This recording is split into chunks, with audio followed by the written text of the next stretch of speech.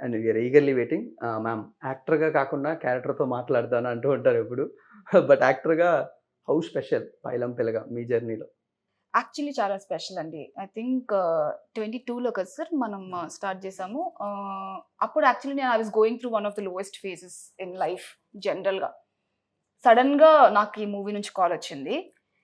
So, నేను కథ నచ్చింది. నేను ఎక్కువ I just wanted to work. వర్క్‌కెళ్తే నేను డీవియేట్ అయిపోతా. నేను హ్యాపీగా పని చేసుకుంటా అన్న స్పేస్‌లో ఉండేటప్పుడు 'పైలం పిల్లగా' అండ్ ఇంకో సినిమా 2 సినిమాలు నేను ఒకే మంత్‌లో సైన్ చేశాను.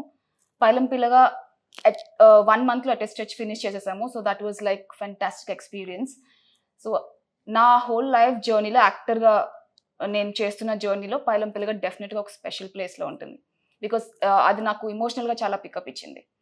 అలానే సినిమా కూడా చాలా బాగా వచ్చింది. క్యారెక్టర్ కూడా చాలా బాగా వచ్చింది 'దేవి'. అందరికి గుర్తుండిపోయేలా ఉంటుందని నేను ఆశిస్తున్నాను. A few words about 'Pushpa 2'. అడగకుండా అయితే అందరూ తిడతారు. ఎందుకురా అంతసేపు ఇంటర్వ్యూ చేసి ఏం సాధించావురా నువ్వు అంటారు. 'పుష్పనా' షూట్ చేస్తున్నాం. హ్యాపీయెస్ట్ ఇయర్ నాకిది 2024. నా కెరియర్ స్టార్ట్ అయిన దగ్గర నుంచి నేను longest schedules longest number of days of work నేను 'పుష్ప 2'కి చేస్తున్నాను. అదంతా సినిమా రిలీజ్ అయినాక డిసెంబర్ 6న మీరు అందరూ చూసి అప్రిషియేట్ చేస్తారని ఫీల్ అవుతున్నాను.